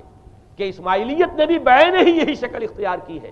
ہندوستان میں آ کر جب اسماعیلی داعیوں نے جب تبلیغ کی ہے تو شریعت ساقط کر دی۔ آج آپ کو جو اسماعیلی ملیں گے ان کے ہاں کوئی شریعت نہیں ہے، کوئی نماز نہیں، مسجد ان کی ہوتی نہیں، جماعت خانہ ہوتا ہے، وہ کلب گھر ہے، آتے ہیں جمع ہوتے ہیں، کھانا کھاتے ہیں، اللہ اللہ خیر صلی اللہ کو باتیں چیتیں کرتے ہیں، ان کے اوپر شریعت ہے ہی نہیں، نہ روزہ ہے نہ نماز ہے۔ اور بین ہی وہی جو اختیارات میں ابھی آپ کو بتاؤں گا کہ جو پوپ کے ہیں وہی ان کے امام حاضر کے اختیارات ہیں۔ بہرحال تیسری نقب جو میں نے عرض کیا آپ سے وہ یہ تھی کہ شریعت منسوخ، اس کا نتیجہ کیا نکلا؟ اب دیکھیے ذرا غور کیجئے، ایک بہت بڑا خلا پیدا ہو گیا، وہ خلا کون پر کرے گا؟ شریعت کے بارے میں سارے اختیارات اب پوپ کو حاصل ہیں۔ وہ جس چیز کو چاہے حلال کر دے، جس چیز کو چاہے حرام کر دے، جس چیز کو چاہے قرار دے دے کہ یہ ممنوع ہے، جس چیز کی چاہے اجازت دے دے، اس لیے کہ اب شریعت تو رہی نہیں، خلا ہے، اس میں سوالات تو پیدا ہوں گے، یہ کام کیا جائے یا نہ کیا جائے، کون کرے گا؟ تو جب شریعت ختم ہوئی تو سارا اختیار پوپ کے ہاتھ میں آ گیا ہے۔ یہ میں بعد میں ذرا اور تفصیل سے بتاؤں گا کہ کیسے کیسے اختیارات پھر مذہبی طبقے کے ہاتھ میں آئے ہیں۔ اس کے نتیجے میں تاریخ انسانی میں ورسٹ فارم آف تھیوکریسی پیدا ہوئی۔ تھیوکریسی کسے کہتے ہیں؟ جو آج کی اصطلاح میں گالی ہے، تھیوکریسی۔ قائد اعظم کے جملے آپ نے کئی پڑھے ہوں گے، اسلام میں کوئی تھیوکریسی نہیں ہے، مذہبی طبقے کی حکومت نہیں ہے اسلام میں، اور 100% درست ہے۔ تھیوکریسی کہتے ہیں ایک مذہبی حلقے کی، مذہبی طبقے کی حکومت، اس کے ہاتھ میں اختیارات آ جائے۔ اور قرآن مجید میں اسی وجہ سے ان کے اوپر الزام لگایا گیا، اتخذوا احبارهم ورهبانهم اربابا من دون اللہ، انہوں نے اپنے علماء اور صوفیوں کو اللہ کے سوا اپنے معبود بنا لیا۔ حضرت عدی ابن حاتم رضی اللہ تعالیٰ عنہ جب ایمان لائے، یہ حاتم طائی جو مشہور ہے سخاوت میں، ان کے بیٹے ہیں، قبیلہ طے سے ان کا تعلق ہے، حاتم طائی تو طے سے ہے، ان کے بیٹے عدی ہیں، یہ عیسائی تھے۔ یہ جب ایمان لائے اور پھر انہوں نے قرآن پڑھا تو انہیں ایک اشکال ہوا کہ قرآن مجید میں تو ہم پر الزام لگایا گیا ہے کہ اتخذوا احبارهم ورهبانهم اربابا من دون اللہ۔ تو عرض کیا، انہوں نے ڈرتے ڈرتے عرض کیا ہوگا حضور کی خدمت میں کہ حضور یہ بات تو کچھ درست نہیں معلوم ہوتی، ہم نے تو کبھی اپنے علماء اور رہبان کو خدا نہیں سمجھا۔ وہ اس مغالطے میں تھے کہ جب تک سجدہ نہ کیا جائے شاید خدا نہیں مانا گیا۔ حضور نے پوچھا کیا ایسا نہیں ہے کہ جس چیز کو وہ حلال کہہ دیں تم حلال مان لیتے ہو، جس چیز کو حرام کہتے ہیں حرام مان لیتے ہو؟ جی ہاں یہ تو ہے، یہی تو فرمایا اربابا من دون اللہ ہے۔ تحلیل و تحریم کا اختیار صرف اللہ کے ہاتھ میں، یا اللہ کے نمائندے کی حیثیت سے اس کے رسول کے پاس ہے جس کو وحی آتی ہے، اس کے بعد کسی کو اختیار نہیں ہے۔ اجتہاد کر سکتا ہے لیکن اجتہاد کے لیے دلیل دینی ہوگی، نص سے، کتاب اللہ سے کوئی دلیل لاؤ، سنت رسول اللہ سے کوئی دلیل لاؤ، استنباط کرو، عقل سے بات کرو۔ لیکن یہ ہے کہ تحلیل و تحریم یہ خدائی اختیار ہے، اللہ کے ہاتھ میں اس کا اختیار ہے، اور اللہ کے نمائندے کی حیثیت سے زیادہ یہ اللہ کے رسولوں کے ہاتھ میں اختیار آتا ہے، اس کے علاوہ کسی کے لیے نہیں۔ کسی اور کے لیے یہ مان لیا گیا تبھی تو ان کو خدا بنا لیا گیا۔ اسی معنی میں آج کی جمہوریت جو ہے وہ بدترین شرک ہے کہ یہاں یہ تسلیم کیا جاتا ہے کہ ساورنٹی جو ہے وہ عوام کی ہے، ساورنٹی آف دی پیپل۔ کیا معنی ہے؟ کہ عوام کے نمائندے جو چاہیں قانون بنا دیں، جس چیز کو چاہیں حلال ٹھہرائیں، جس چیز کو چاہیں حرام ٹھہرائیں۔ ان کے پاس حلت و حرمت کے جو پورے اختیارات ہیں ان کے پاس آ گئے۔ یہی تو خدائی مقام ہے، خدا کا مقام دے دیا گیا، اس سے بڑا شرک کیا ہوگا؟ در حقیقت حاکمیت غیر اللہ اس دور کا سب سے بڑا شرک ہے۔ تو وہاں یہ حق جو ہے دے دیا گیا علماء کے ایک طبقے کو، پوپ کو۔ تو گویا کہ تاریخ انسانی کی بدترین تھیوکریسی، بدترین مذہبی استبدادی حکومت قائم ہوئی ہے یورپ میں۔ اس کے حوالے سے میں کچھ تاریخی حوالے بھی اب آپ کے سامنے رکھ دوں۔ دیکھیے جب تک پال نے یہ کام شروع کیا ہے تو تقریباً 3 صدیوں تک تو یہ صرف ایک مذہبی تبلیغ کا کام ہوا ہے۔ انہوں نے کوششیں کی، محنتیں کی، پیغام پہنچایا، اور جیسا کہ میں عرض کر چکا ہوں اس وقت تک گڈمٹ تھے، پال کے ماننے والے بھی تھے اور حضرت مسیح کے جو اصل صحابہ تھے جو ان کے حواریین تھے ان کے ماننے والے بھی تھے، لہذا کشمکش ان کے اندر بھی چل رہی تھی۔ لیکن ظاہر بات ہے کہ حضرت مسیح کے اصل حواریین وہ تو اول تو یہ کہ اپنی گفتگو رکھ رہے تھے محدود بنی اسرائیل تک، نمبر 2 یہ کہ انہوں نے تو شریعت کو ساقط نہیں مانا۔ جنگل کی آگ کی طرح جو مسیحیت پھیلی ہے وہ پالزم والی مسیحیت ہے، اس لیے کہ اس میں تو کوئی شریعت کا کوئی بوجھ نہیں، کوئی حلال نہیں، کوئی حرام نہیں، کوئی نماز نہیں، کوئی روزہ نہیں، لہذا یہ تیزی کے ساتھ پھیلی ہے۔ اور 300 برس تک تو ایک کشمکش جو ہے جاری رہی، انہوں نے تبلیغیں کی، مصائب جھیلے، کشمکش اندر بھی چلی باہر بھی چلی۔ لیکن اس کے بعد قیصر روم کانسٹنٹائن، قسطنطین جسے کہتے ہیں، جس کا یہ قسطنطنیہ ہے، کانسٹنٹائن، اس نے یہ محسوس کیا بالکل اکبر کی طرح، جیسے اکبر نے محسوس کیا تھا کہ میری مملکت کے اندر یہ مذہبی تصادم جو ہے یہ سب سے بڑی یوں سمجھیے کہ انسٹیبلٹی کا سبب ہے، لہذا ان تمام مذہبوں کو ایک ہاون دستے میں ڈال کے کوٹ پیس کر ایک بناؤ. وہ جو دین اکبری یا دین الہی جو اس نے کیا تھا اس سیاسی مصلحت کی وجہ سے کہ یہ ہندو مسلم تصادم اور دوسرے مذاہب کا ٹکراؤ جو ہے وہ ہندوستان کو ایک سیاسی وحدت اور ایک اپنی سیاسی عظمت کی طرف پیش قدمی کرنے کا جو راستہ ہے اختیار کرنے سے روکتا ہے. لہذا یہ کام کیا جائے. یہی قسطنطین نے کیا. اس نے جب دیکھا بڑی کشمکش چل رہی ہے اس نے خود عیسائیت اختیار کر. عیسائیت کون سی اختیار کی؟ پالیزم والی. ظاہر بات ہے اس کے لیے بھی اصل عیسائیت اختیار کرنا جو ہے مشکل تھا. پالیزم والی. اور اس کے بعد یہ اب اسٹیٹ کی جو مشینری تھی، جو طاقت تھا، جو دباؤ تھا، اس کے حوالے سے اب یہ مسیحیت جو ہے پورے رومن امپائر کے اندر اب یہ بڑی تیزی کے ساتھ جس کو کہنا چاہیے اس کا ایک نظام قائم ہوا اور جو مذہبی طبقہ تھا اس کا اقتدار مستحکم ہو گیا. اس کے باوجود 200 برس اور گزرے. یونان چونکہ بہت بڑا مرکز تھا علم کا، فلسفے کا، سائنس کا، حکمت کا. آپ کو معلوم ہے یہ تمام ارسطو ہو، افلاطون ہو، یہ سب یونان کے ہیں. ارشمیدس ہو، یہ تمام کے تمام جو بھی ہے تو سائنس اور فلسفہ دونوں اس کا گہوارہ یونان تھا. یونانی حکما اعتراض کرتے تھے. لہذا سن 529 اس کو نوٹ کر لیجئے. جسٹینین ایک قیصر تھا اب قسطنطین کے 200 برس بعد. اس نے اپنی پوری مملکت میں فلسفہ اور سائنس کی تعلیم حرام قرار دے. کوئی نہ فلسفہ پڑھ سکے گا نہ سائنس. جو فلسفہ پڑھے گا اس کو مرتد قرار دے دیا جائے گا اور زندہ آگ میں جلا دیا جائے گا. انکوزیشن کورٹس قائم ہوئی.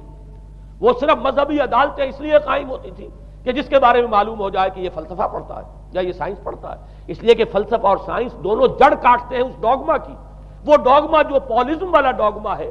اس کی جڑ کھودنے والی ہیں دونوں چیزیں. اور چونکہ وہ دونوں عقل کو اپیل کرتی ہیں، یہ ڈوگما عقل کے متضاد ہے. لہذا مذہب کا تحفظ اسی طرح ہو سکتا ہے کہ اب ان دونوں کو بالکل ممنوع قرار دے دیا جائے. یوں سمجھیے کہ تقریباً 1000 برس تک یورپ میں، چونکہ سب سے بڑی امپائر یہی تھی، یورپ میں فلسفہ اور حکمت اور یہ سائنس کی تعلیم ممنوع رہی. یہ ہے در حقیقت سب سے پہلا کام جو جسٹینین نے کیا 529 میں. اس کے بعد آگے چل کر پوپ کا جو اقتدار ہے وہ اتنا زبردست بنا ہے. پوپ کو اختیار حاصل ہو گیا جس چیز کو چاہے وہ قانون کا درجہ دے دے. اس لیے کہ شریعت تو ہے نہیں، خلا پوپ کون کرے گا؟ پوپ کو کرے گا. پوپ کو اختیار حاصل ہو گیا وہ جس کے گناہ چاہے معاف کر دے. اب دیکھیے اگرچہ ویسے تو گناہ پہلے ہی معاف ہو گئے کہ جس نے مسیح کو مان لیا گناہ تو معاف ہو گئے اگلے پچھلے سب، لیکن یہ کہ پھر بھی ایک خلش رہ جاتی ہے انسان کے دل میں. چونکہ ایک اخلاقی حص انسان کے اندر اللہ نے پیدا کی ہوئی ہے. جب کوئی شخص کرتا ہے، کوئی بدکاری کرتا ہے، کوئی چوری کرتا ہے، ڈاکہ ڈالتا ہے، تو وہ جو ایک کانشنس ہے وہ جو پرک کرتا ہے اس کو بھی ختم کرنے کے لیے اگر پوپ یا کارڈینل یا اس کے کسی نمائندے کے سامنے جا کر اعتراف گناہ کر لو اور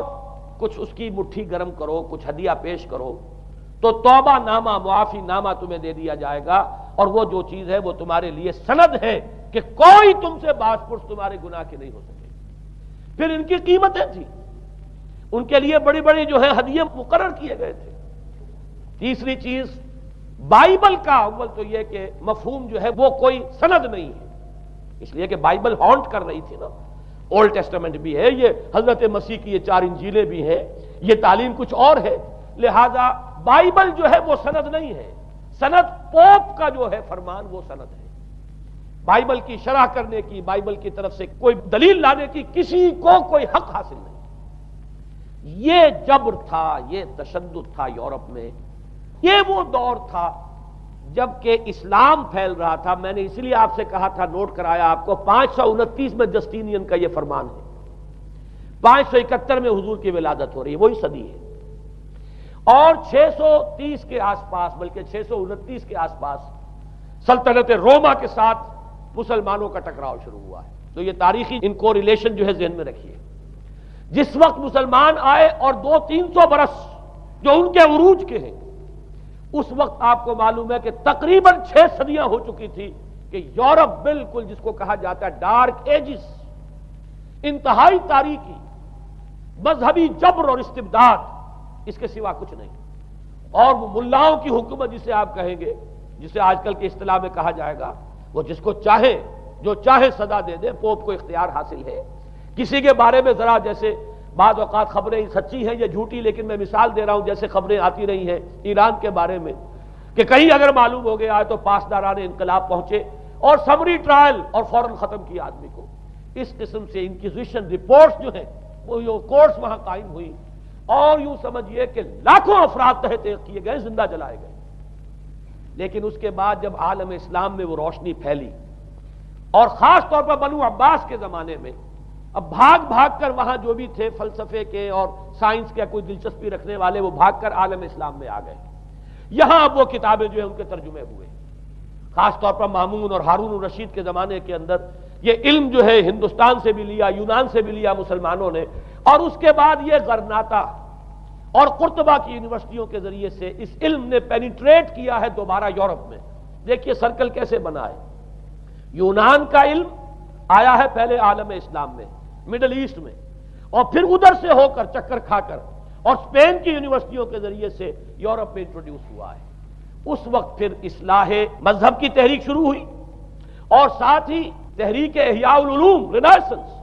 اس کے نتیجے میں وہاں بیداری پیدا ہوئی۔ لیکن یہ بیداری اب آپ نوٹ کر لیجئے،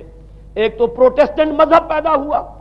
اور کئی سو برس تک تصادم رہا کیتھولکس کے اندر اور پروٹیسٹنٹس میں۔ پورے اسلام کی تاریخ میں کبھی اتنے خونی فسادات نہیں ہوئے ہیں، کبھی بھی شیعہ سنی فساد بھی کبھی اتنا نہیں ہوا ہے جتنا کہ کئی سو برس تک رومن کیتھولکس اور پروٹیسٹنٹس کے مابین یورپ میں ہوتا رہا ہے۔ بلکہ اس میں تو ایسے ایسے واقعات آتے ہیں کہ لگ بھگ 10 لاکھ افراد جو ہیں وہ ختم ہوئے ہیں۔ یہ آپس کا تصادم جو تھا، پروٹیسٹنٹ مذہب جو پیدا ہوا اصلاح مذہب کی تحریک کے ذریعے سے، اور وہ رومن کیتھولک پاپائیت والا نظام، ان کے درمیان جو تصادم ہوا، 10 لاکھ کی تعداد بتائی جاتی ہے کہ آدمی مارے گئے۔ بلکہ فرانس کا ایک شہر ہے، وہاں تو 19 دن تک مسلسل قتل عام کیا گیا پروٹیسٹنٹس کا، اور وہاں حاملہ عورتوں کے جو ہے پیٹ چاک کر کے بچے نکال کر ان کو بھی جو ہے ختم کیا گیا ہے۔ یہ سارا ظلم جو ہے وہاں ہوا ہے، تصادم ہوا ہے۔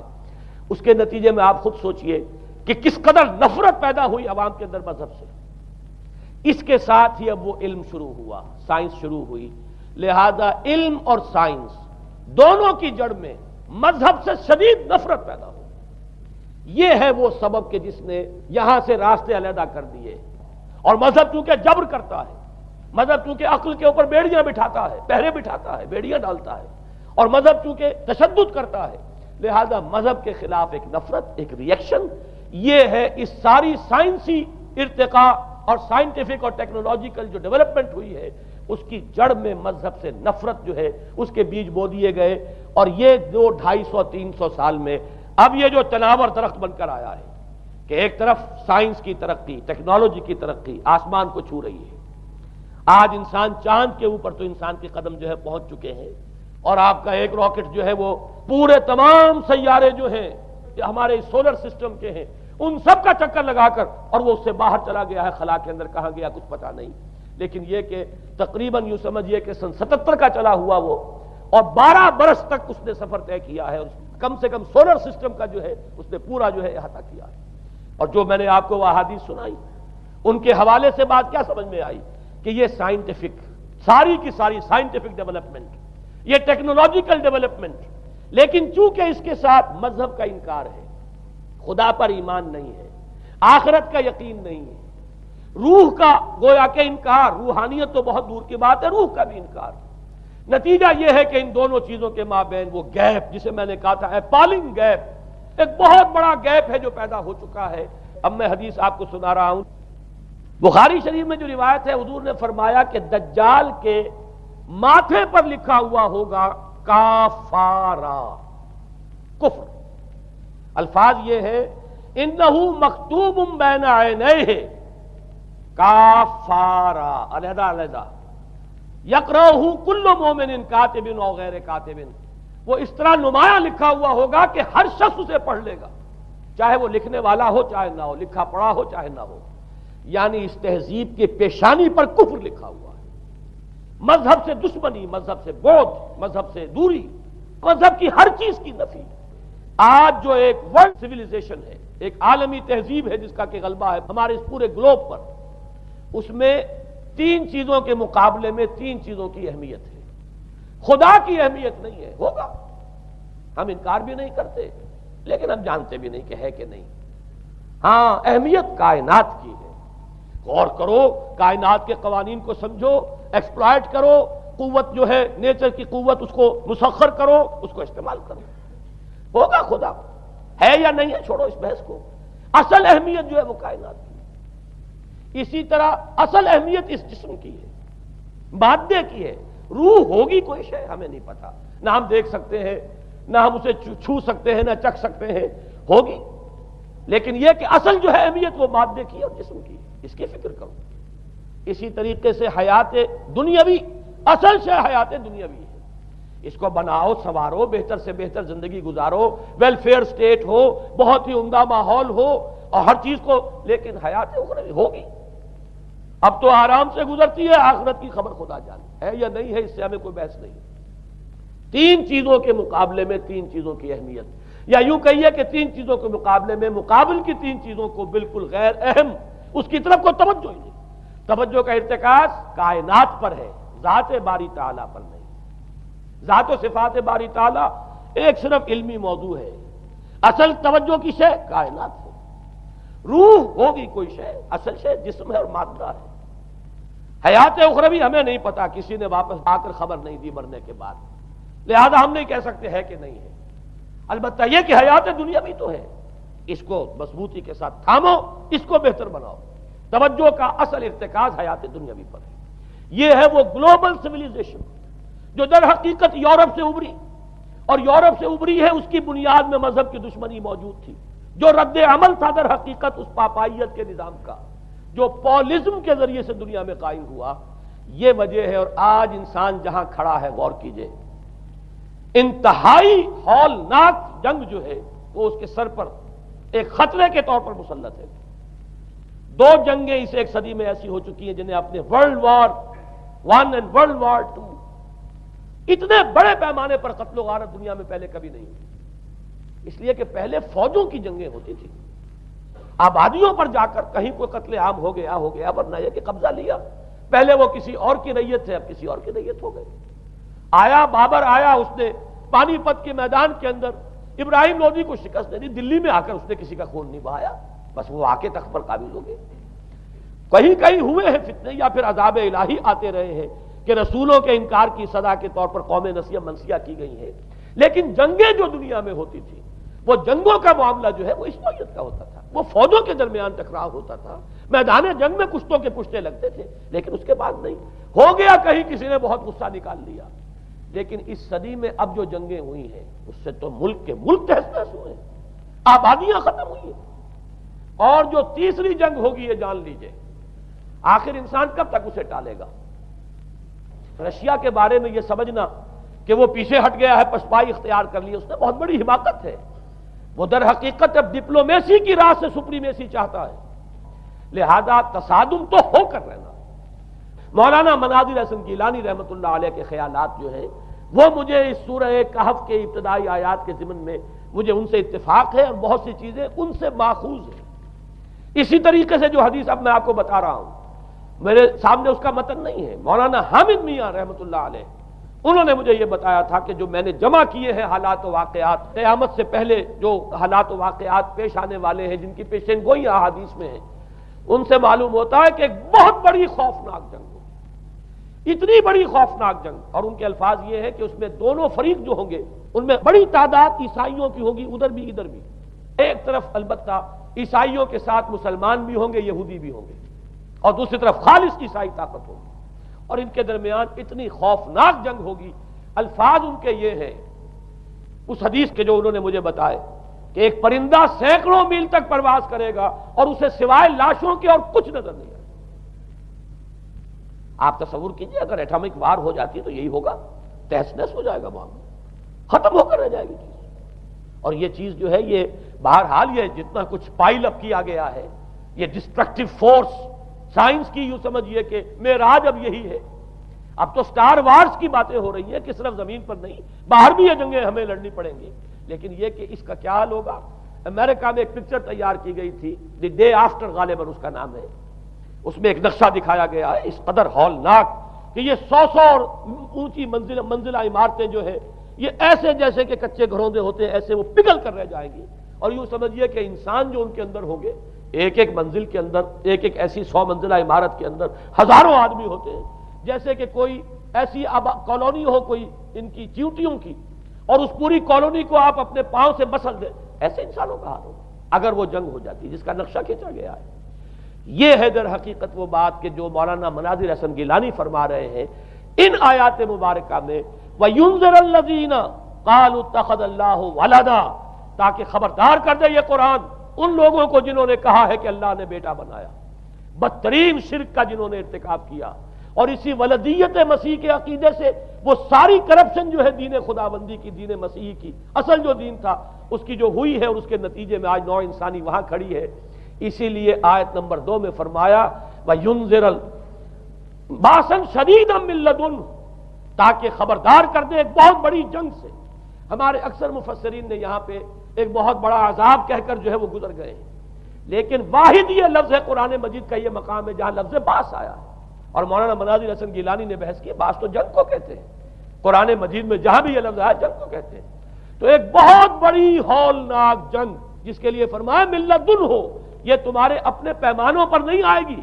یہ تمہارے حساب کتاب میں نہیں آ سکتا جو ڈسٹرکشن ہوگی، جیسے کہ آپ علم لدنی کہتے ہیں۔ ایک علم وہ ہے جو جانے بوجھے طریقے سے حاصل کیا جاتا ہے، ایک علم لدنی ہے جو خاص اللہ تعالیٰ اپنے کسی بندے کو عطا فرما دے۔ اس جنگ کی جو ہلاکت خیزی ہے وہ تمہارے حساب کتاب میں آنے والی نہیں ہے۔ لِيُنذِرَ بَأْسًا شَدِيدًا مِّن لَّدُنْهُ وَيُبَشِّرَ الْمُؤْمِنِينَ الَّذِينَ يَعْمَلُونَ الصَّالِحَاتِ أَنَّ لَهُمْ أَجْرًا حَسَنًا مَّاكِثِينَ فِيهِ أَبَدًا۔ البتہ اللہ تعالیٰ بچائے گا اپنے اہل ایمان بندوں کو جو نیک عمل پر بھی قائم۔ اب میں وہ حدیثیں آپ کو سنا دوں، میں نے پہلے بخاری کی حدیث آپ کو سنا دی کہ اس پورے فتنے کے معلوم ہوگا کہ اس کی دونوں آنکھوں کے مابین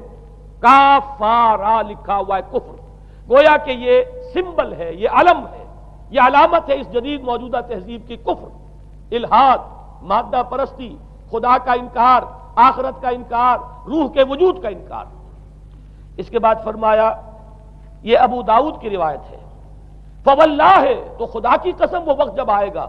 ان الرجل لیاتیہ وہو یحسب انہ مومن، ایک شخص حاضر ہوگا اس کے پاس، دجال کے پاس، اور وہ شخص اپنے آپ کو مومن سمجھتا ہوگا کہ مومن ہے، فَيَتَّبِعُهُ بِمَا يُبْعَثُ بِهِ الشُّبْهَاتِ، لیکن جو شبہات اس فتنے کی وجہ سے اس کے اندر پیدا ہو جائیں گے اس کی وجہ سے وہ بھی اسی کی پیروی کرے گا۔ آج آپ عالم اسلام کا نقشہ دیکھ لیجئے، ذہنوں کے اندر جو شبہات ہیں، ایمان کے بارے میں یقین کی کیفیت کتنوں کو حاصل ہے، وہی ساری ہماری بھی ویلیوز ہیں، وہی مادی تہذیب جو ہے، آج ہم بھی اسی کے پیروکار ہیں، سمجھتے ہیں اپنے آپ کو مسلمان، سمجھتے ہیں مومن، لیکن ذرا تجزیہ کیجئے۔ اسی کو میں نے اپنے اس کتابچے میں اسلام کی نشرت ثانیہ میں تفصیل سے واضح کیا ہے کہ در حقیقت رگوں پے میں سرایت کر گئی ہے یہ تہذیب، بظاہر جو ہے نظر آتا ہے جیسے روئے ارضی پر، زمین کے اوپر تو آپ کو کہیں اونچائی نظر آ جائے گی، کہیں نیچائی نظر آ جائے گی، کہیں پانی ہے، کہیں خشکی ہے، ذرا اوپر چلے جائیں تو ہوا ہے، ہوا کا غلاف پورے کرۂ ارضی کو اپنے اندر لیے ہوئے۔ یہی حال ہے ہر ملک میں آپ چلے جائیں، نیچے کے لوگوں میں کچھ مذہب نظر آ جائے گا تھوڑا بہت۔ ہندوستان میں بھی اگر کوئی مندروں میں جاتا ہے، گھٹیا آدمی جاتے ہیں، بیچارے نیچ لوگ جاتے ہیں، بڑا لوگ آدمی کوئی نہیں جاتا۔ ہمارے ہاں بھی جا کے ہوتے ہیں مساجد میں سفارا تو غریب، پردہ رکھتے ہیں اگر کوئی تمہارا تو غریب۔ شہروں میں ایک کاروباری طبقہ ضرور ایسا ہے جو نماز روزے کے ساتھ اس کا ایک شوق ہے، لیکن آپ جا کے دیکھ لیجئے دیہات کے اندر کیا حال ہے۔ تو معلوم یہ ہوا کہ نیچے تو شاید کچھ نہ کچھ فرق ہے، یہ مسلمان ملک ہے، یہ ہندو ملک ہے، یہ فلاں ملک ہے، یہ بدھ مت کا ملک ہے، لیکن اوپر چلے جائیں یعنی ہر ملک کے اوپر جو ایلیٹ ہے، جو اعلیٰ تعلیم یافتہ، جو آپ کی ملٹری اور سول بیوروکریسی ہے ٹاپ کی، وہ تو ایک ہی رنگ میں رگے ہوئے، ان کا لباس وہی، ان کا رہن سہن وہی، ان کا تمدن وہی، نام کا فرق اگر نہ ہو تو پتہ نہیں چلے گا یہ مسلمان ہے کہ ہندو ہے کہ سکھ ہے، پر پتہ چلے گا وی پی سنگھ نام ہے تو پتہ چلے گا کہ ہندو ہے، لیکن یہ کہ باقی اس کی وضاحت، اس کا لباس، اس کا اٹھنا بیٹھنا، آپ کے ہاں یہ تو کچھ عوامی دور میں آ کے کرتا شلوار جو ہے وہ آئی ہے، لیکن وہ بھی اندرون ملک ہوتی ہے، باہر جا کر ہمارے اپنے ان لوگوں کے جو لباس ہوتے ہیں، آپ کو دیکھیے کہاں فرق معلوم ہو جائے گا کہ کون مسلمان ہے اور کون ہندو اور کون پارسی ہے اور کون عیسائی۔ تو معلوم یہ ہوا کہ اوپر ایک ہی گلوبل سویلائزیشن ہے جس کا دور دورہ ہے، اور اس سویلائزیشن کے ماتھے پر لکھا ہوا ہے کافارا، اس میں وہ ایمان نہیں ہے، اس میں الحاد ہے، مادہ پرستی ہے، کفر ہے۔ اس میں آخری حدیث جو میں آپ کو سنا رہا ہوں، حضور نے فرمایا آخر من یخرج الیہ النساء، اس فتنے کی طرف پیش قدمی کرنے والا آخری طبقہ ہوگا عورتوں کا۔ وہ جب اس تہذیب کی طرف لپکیں گے، یہ طبقہ جب آگے بڑھے گا، یہ جو ہمارے ہاں بھی جلوس نکلتے ہیں، شریعت کا مذاق اڑانے والے جلوس، اسلامی احکام کی نفی کرنے والے جلوس نکلتے ہیں، اور ان کے جس طریقے سے ڈسپلے ہوتا ہے اخبارات کے اندر، جتنا ان کے لیے اعزاز ہے، جتنی ان کے لیے یہاں پر تکریم ہے ہمارے معاشرے کے اندر، اس کو پیش نظر رکھیے۔ آخر من یخرج الیہ النساء حتی ان الرجل لیرجع الی امہ و ابنتہ و اختہ و عمتہ فیوثقھا رباطا، یہاں تک کہ ایک بندہ مومن کا حال یہ ہو جائے گا کہ وہ دوڑے گا اور کوشش کرے گا اپنی ماں کو، بیٹی کو، بہن کو، پھپھی کو باندھ کر رکھے کہ وہ نکل نہ جائے۔ یہ حال ہو جائے گا کسی شخص کا۔ آج کتنے لوگ بے بس ہو چکے ہیں، اب وہ باندھ کر رکھنے والے بھی گویا کہ ہتھیار ڈال چکے، ورنہ یہ کہ ایک دور تھا کہ کچھ نہ کچھ باندھ کر رکھنے والے تو تھے، لیکن اب تو آزادی کی صورت آئی ہے تو باندھ کر رکھنے والے جو ہے وہ ہار مان چکے۔ اب تو آپ دیکھیں گے اچھے بھلے نظر یہ آتا ہے، داڑھی رکھی ہوئی ہے، خود جو ہے وہ مذہبی مزاج کے ہیں، لیکن بالکل بے پردہ کو خاتون جو ہے این ان کے اسکوٹر کے پیچھے بیٹھی ہوئی یا ان کے کار کے اندر ان کی برابر کی سیٹ کے اوپر بیٹھی ہوئی جا رہی ہے۔ بے پردگی، یہ اباحیت، ہمارے اخبارات کا جو حال ہے اس کو دیکھیے۔ خدا کے لیے یہ رنگین صفحات بند کرو، لیکن مجال ہے جو کسی کے کان پر جوں تک نہیں دی۔ لہذا حدیث کے الفاظ نوٹ کیجئے، آخر من یخرج الیہ النساء، اس فتنے کی طرف پیش قدمی کرنے میں آخری طبقہ جو ہوگا وہ خواتین کا ہوگا۔ حتی ان الرجل لیرجع الی امہ و ابنتہ و اختہ و عمتہ، یہاں تک کہ آدمی دوڑے گا، پکڑے گا اپنی ماں کو، اپنی بیٹی کو، اپنی بہن کو، اپنی پھپھی کو، اور اسے باندھ کے ہی کوشش کرے گا کہ کہیں وہ اس طریقے سے اس دجالی فتنے کے اندر جو ہے وہ اسی کی پیروی کے اندر گھر سے نہ نکل جائے۔ یہ ہے وہ فتنہ جس کی لپیٹ میں اس وقت پوری دنیا آئی ہوئی ہے۔ اب نوٹ کیجئے، اس فتنے کے لیے اب میں چند باتیں اور کہہ رہا ہوں۔ لغوی بحث کیا ہے؟ دجال کسے کہتے ہیں؟ یہ بنا ہے لفظ دجل سے۔ دجل اور فریب یہ ہماری زبان میں بھی مستعمل، دجل و فریب، دھوکہ دینے والی شے، ملمہ، حقیقت کچھ ہو اوپر کچھ اور پردہ ڈال دیا گیا، یہ دجل ہے۔ گندم نمائی جو فروشی دجل ہے، فریب ہے۔ اسی کے لیے دوسرا لفظ عربی زبان کا جو قرآن میں کثرت سے آیا وہ غرور ہے، دھوکہ۔ اصل میں یہ دنیا دھوکہ ہے جو حیات اخروی کے لیے ایک پردہ بن کر ہماری آنکھوں پر پڑ گیا ہے۔ میں وہ آیات اب آپ کو جلدی سے سنا رہا ہوں۔ فرمایا وَمَا الْحَيَاةُ الدُّنْيَا إِلَّا مَتَاعُ الْغُرُورِ، سورہ آل عمران میں بھی آیت آئی، سورہ حدید میں بھی۔ لوگوں سن لو، یہ دنیا کی زندگی سوائے دھوکے کو کچھ نہیں۔ میں بعد میں عرض کر دوں گا کہ ایک دوسرا رخ بھی ہے دنیا کی زندگی کا، لیکن اس وقت یہ آیات سن لیجئے۔ غرتکم الحیات الدنیا، تمہیں دھوکے میں ڈال دیا اس دنیا کی زندگی نے، یہ سورہ جاثیہ کی آیت نمبر 35 ہے۔ غرتہم الحیات الدنیا، انہیں دھوکے میں ڈال دیا دنیا کی زندگی نے، یہ سورہ انعام میں آیت نمبر 70 بھی ہے، آیت نمبر 130 بھی ہے۔ تیسری مرتبہ سورہ اعراف میں آیت نمبر 51 ہے، اور 2 مرتبہ سورہ لقمان اور سورہ فاطر میں آیا فَلَا يَغُرَّنَّكُمُ الْحَيَاةُ الدُّنْيَا وَلَا يَغُرَّنَّكُمْ بِاللَّهِ الْغَرُورُ، دیکھو لوگوں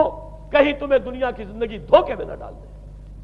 یہ دنیا کی زندگی جو ہے دھوکہ بن کر ایک فریب کا پردہ ہمارے آنکھوں پر ڈالتی ہے کہ یہ ہمارا مطلوب مقصود، اسی کے لیے بھاگ دوڑ، اسی کو بنانا سنوارنا۔ وہ جو میں عرض کر چکا ہوں، 3 چیزوں کے مقابلے میں 3 چیزوں کی اہمیت۔ حیات دنیاوی جب مطلوب بن جائے، حیات دنیاوی جب انسان کی اصل محبوب بن جائے، تو گویا کہ حیات اخروی اب نگاہوں سے اوجھل ہو گئی، آنکھ اوجھل پہاڑ اوجھل۔ یہی ہے اصل دجل، یہی ہے اصل فریب۔ آیات اور سنیے، سورہ اعلی، بل تؤثرون الحیات الدنیا والآخرۃ خیر وابقیٰ، لوگوں تمہاری گمراہی کی اصل جڑ بنیاد کیا ہے؟ تم دنیا کی زندگی کو ترجیح دیتے ہو جبکہ آخرت بہتر بھی ہے اور باقی رہنے والی بھی ہے۔ کلا بل تحبون العاجلہ وتذرون الآخرہ، کوئی نہیں، تمہارا اصل مرض یہ ہے کہ تم اس عاجلہ سے جو موجود ہے، سامنے ہے، نقد ہے، اس سے محبت کرتے ہو اور آخرت کو تم نے تج دیا ہے، چھوڑ دیا ہے۔ یہ سورہ قیامہ اور اس سے اگلی سورت جو ہے وہ آپ کے علم میں ہے، سورۃ الدہر، اس میں فرمایا گیا ان ہؤلاء یحبون العاجلۃ ویذرون وراءہم یوما ثقیلا، ان لوگوں کا اصل مرض یہ ہے، یہ اس عاجلہ کو پسند کرتے ہیں، اس سے محبت کرتے ہیں، اور پیچھے وہ جو بھاری دن آنے والا ہے اس کا خیال انہوں نے دل سے نکال دیا ہے۔ یہ ہے در حقیقت اصل فساد، اصل فتنہ، اصل گمراہی، 100 خرابیوں کی جڑ ایک خرابی۔ اب اسی کا ایک نتیجہ نکلتا ہے، یہ دنیا جتنی حسین بنتی چلی جائے گی اتنا ہی فتنہ شدید سے شدید تر ہوتا چلا جائے گا۔ یہاں جتنی آسائشیں ہوں گی اتنا ہی آپ پر غفلت کا پردہ طاری ہو جائے گا۔ اور آپ کو معلوم ہے کہ اس پوری سائنٹیفک جو بھی ڈیولپمنٹ ہے اس کا حاصل کیا ہے؟ یورپ میں جائیے واقعتاً دنیا بڑی حسین بن چکی ہے، امریکہ میں جائیے واقعتاً بہت حسین دنیا ہے، ابو ظبی میں جائیے بڑی حسین نظر آئے گی دنیا، کارنیشز جس طریقے کے آباد ہیں۔ یہ دنیا کا حسن جتنا بڑھے گا اتنا ہی یہ آنکھوں پر اور بھاری پردہ ڈال دے گی، آخرت سے آپ کو غافل کر دے گی۔ یہی دجل ہے، یہی فریب ہے، یہی فتنہ دجالی ہے۔ یہی وجہ ہے، دیکھیے یہ جو آیات آج میں بیان کر رہا تھا اس میں آخر میں فرمایا انا جعلنا ما علی الارض زینۃ اللہ لنبلوہم ایہم احسن عملا۔ ہم نے اس زمین کے اوپر جو کچھ ہے اسے اس کا بناؤ سنگھار بنا دیا ہے، زینت بنا دیا ہے، تاکہ ہم جانچیں، پرکھیں، امتحان لیں کون ہے اچھے عمل کرنے والا۔ یعنی رخ روشن کے آگے شمع رکھ کر وہ یہ کہتے ہیں ادھر جاتا ہے دیکھیں یا ادھر پروانہ آتا ہے۔ اللہ تعالیٰ نے اسی امتحان میں ہمیں ڈالا ہے۔ اس دنیا کی یہ زینت ہے، زیبائش ہے، آرائش ہے، چمک دمک ہے، یہاں کی رونقیں ہیں، ان کو دیکھ کر آدمی ہل جاتا ہے، انہی کے پیچھے پڑ جاتا ہے، حلال سے حرام سے، جائز سے ناجائز سے،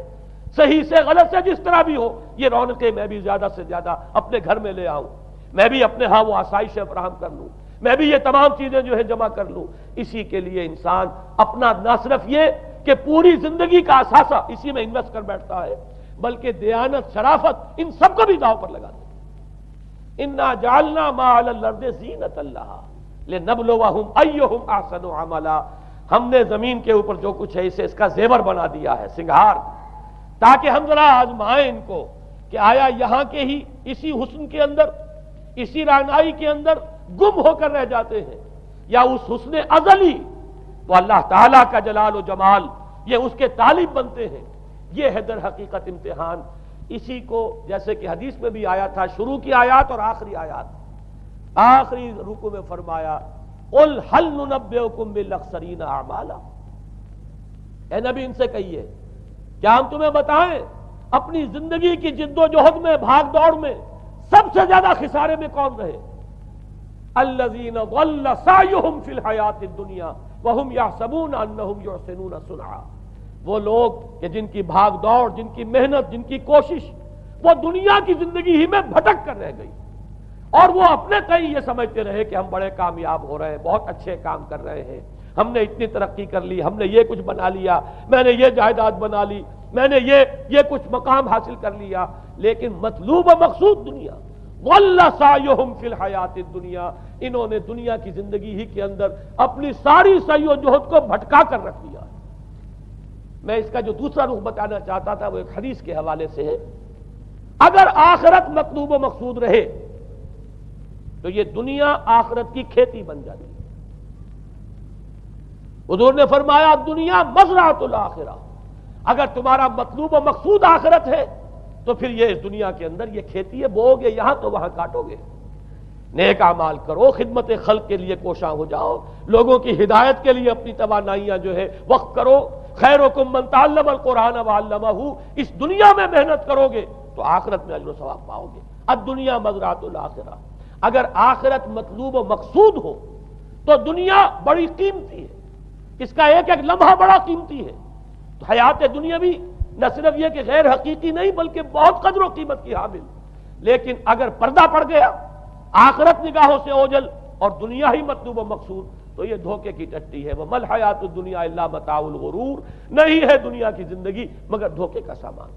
غرتہم الحیات الدنیا، غرتکم الحیات الدنیا، لا تغرنکم الحیات الدنیا، دیکھنا یہ دنیا کی زندگی کہیں تمہیں دھوکے میں نہ ڈال دے۔ آخری بات عرض کر رہا ہوں، یہی وجہ ہے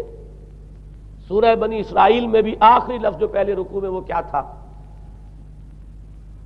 وَأَنَّ الَّذِينَ لَا يُؤْمِنُونَ بِالْآخِرَةِ أَعْتَدْنَا لَهُمْ عَذَابًا أَلِيمًا، اور وہ لوگ، نوٹ کر لیجئے وہ آیات، ان ھذا القرآن یہدی للتی ہی اقوم ویبشر المؤمنین الذین یعملون الصالحات ان لهم اجرا کبیرا وان الذین لا یؤمنون بالآخرۃ اعتدنا لهم عذابا الیما۔ یہاں پر ایمان بالآخرہ جو ہے اس کو اہمیت دی گئی ہے، جو لوگ آخرت پر یقین نہیں رکھتے ان کے لیے ہم نے دردناک عذاب فراہم کیا۔ اور یہاں پر بھی جیسا کہ سامنے آ گیا، سورہ کہف جو ختم ہو رہی ہے جن مضامین پر، وہ بھی وہی آیات ہیں جن کے بارے میں حدیث میں آیا ہے کہ دجالی فتنے سے محفوظ کرنے میں ان کی بڑی تاثیر ہے۔ قل هل ننبئكم بالاخسرین اعمالا الذین ضل سعیهم فی الحیاۃ الدنیا وهم یحسبون انهم یحسنون صنعا اولئک الذین کفروا بآیات ربهم ولقائه فحبطت اعمالهم فلا نقیم لهم یوم القیامۃ وزنا۔ یہ وہ لوگ ہیں جنہوں نے اپنی رب کی آیات کا انکار کیا ہے، جن کی دنیا ہی مطلوب و مقصود بن کر رہ گئی ہے، چاہے وہ کہیں ہم قرآن کے ماننے والے ہیں اور محمد کے عاشق ہیں صلی اللہ علیہ وسلم، اولئک الذین کفروا بآیات ربهم ولقائه فحبطت اعمالهم ولا نقیم لهم یوم القیامۃ وزنا ذلک جزاؤہم جہنم بما کفروا واتخذوا آیاتی ورسلی ہزوا۔ یہ وہ لوگ ہیں کہ جنہوں نے ہمارے رسولوں اور ہماری آیات کا ٹھٹھا اڑایا ہے، اس لیے کہ رسول کہہ رہے ہیں اصل منزل آخرت کی ہے، تم بنائے ہوئے دنیا کو مطلوب و مقصود، تو لاکھ زبان سے عشق رسول کے دعوے کرو، اپنے عمل سے در حقیقت رسول کی تکذیب کر رہے ہیں۔ اللہ تعالی ہمیں ان سے محفوظ رکھے اور اصل حقیقت ہماری نگاہوں پر منکشف ہو، اور یہ دنیا ہماری نگاہوں پر پردہ نہ پڑ کر رہ جائے، آخرت سے اور اللہ سے ہمیں محجوب نہ کر دے، اس لیے کہ یہی اصل دجالی فتنہ ہے۔ اور ان سے بچنے کے لیے محمد الرسول اللہ صلی اللہ علیہ وسلم کے فرمان کے مطابق سورہ کہف، میں نے کچھ ابتدائی اور آخری آیات کا صرف حوالہ دے دیا ہے، لیکن یہ کہ اس کے مضامین میں درمیان میں بھی کچھ چیزیں ہیں، اب میں اس طرح ایک ایک لفظ کے حوالے سے تو آئندہ ان کا تذکرہ نہیں کر سکوں گا، لیکن یہ ہے کہ میں موٹے موٹے مضامین انشاءاللہ سورہ کہف میں اس موضوع سے متعلق بیان کروں گا۔ اقول قولی ھذا واستغفر اللہ لی ولکم ولسائر المسلمین والمسلمات۔